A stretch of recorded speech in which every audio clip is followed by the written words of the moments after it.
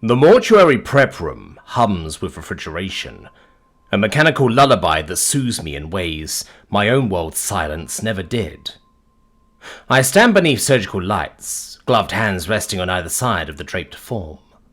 On the counter, Fenrir yawns, orange and enormous and utterly unimpressed with my midnight rituals.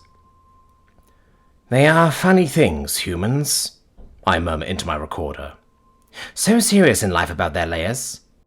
Clothes, masks, walls, and then here, just them, undressed, truth laid bare." I pull back the sheet. Eleanor Chen, 87 years. The intake form suspects stroke, but I will know for certain soon enough. The scalpel feels right in my hand, more right than the weapons I once calibrated, than the optimization protocols I helped code. I begin the Y incision, as the blade parts skin and fascia, and the sensation triggers memories I've tried to bury. The spires shattering under orbital fire, the psychic scream of my homeworld as it died. My people's ships, efficient and terrible, reducing all opposition to acceptable loss ratios. The refinement, we called it. Perfection through elimination of weakness. My hand stills. The breath I don't technically need catches in my throat. I resume cutting. This is different. This is opposite. Eleanor did not die screaming into the void while I watched from a warship bridge. She died in a hospice bed, surrounded by photographs and the smell of her daughter's perfume. I read the intake notes. I know these things. I reflect the skin and muscle, exposing the sternum. Fenrir drops to the floor with a thud and whines between my legs, purring like a small engine. The vibration against my calf sparks another memory, sharper, more painful. Whisklar. 5 meters of gentle giant, color-shifting fur that rippled with emotion. 3 wise eyes that never judged. The scratch between those tertiary eyes that made their whole body relax. The pure, wordless love we shared through the psychic net. Then, nothing. A silence where Whisklar's presence had been. The moment I knew they were gone, severed from existence, while I fled through the dark between stars. I have to stop. Set down the rib cutters. Fenrir meows, insistent, and I realize my disguise has flickered, just for a second. Grey-blue skin visible where human pink should be. A faint, bleeding through. I steady myself. The human face settles back into place. "Sorry, old friend," I whisper to the cat. He accepts this apology by biting my ankle gently, then returning to the counter. I cut through the ribs and open Eleanor's chest cavity. Her organs wait like chapters in a book I'm learning to read. My people had organs once, I think, before we optimized them away into efficient implants and synthetic systems. Before we decided biology was a weakness to be refined out of existence. I removed the spleen first. Small, dark purple, unassuming. "A quiet recycler of the old and worn," I record. "It simply serves until it is done." No glory in it, no recognition. How very human, to carry such humble dedication in your very cells. The liver next. I weigh it, examine the surface, note the slight discoloration patterns. A historian, I murmur, of medications taken faithfully, of birthday champagne and holiday wine, of the body's constant work to process both poison and pleasure, toxin and treatment.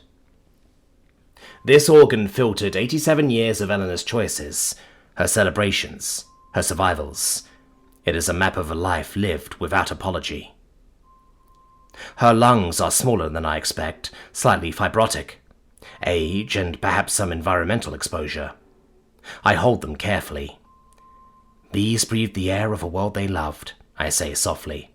"They shouted in joy at grandchildren's births, sang lullabies off-key, sighed in contentment at sunset views over water." The intake notes mention she lived by a lake. These lungs knew that air intimately. My people breathed synthesized atmosphere, perfectly balanced for optimal oxygen exchange. We didn't sigh.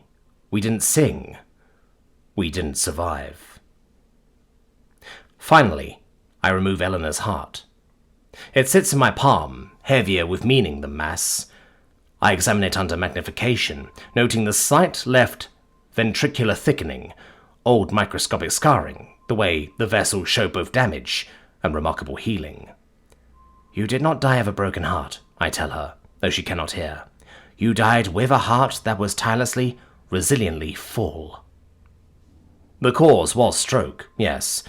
I can see the evidence in the vessels leading to her brain. But that's not the story this body tells. I step back, looking at Eleanor's open form, and the understanding crashes over me like a wave. My people sought perfection. We streamlined existence into pure purpose, cut away everything we deemed weakness, emotion, inefficiency, the messy business of biological love.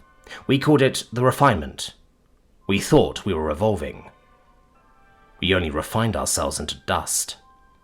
But humans are built for feeling. This body is a record of love written in tissue and bone. The heart that stressed itself with fierce attachment. The liver that processed celebration.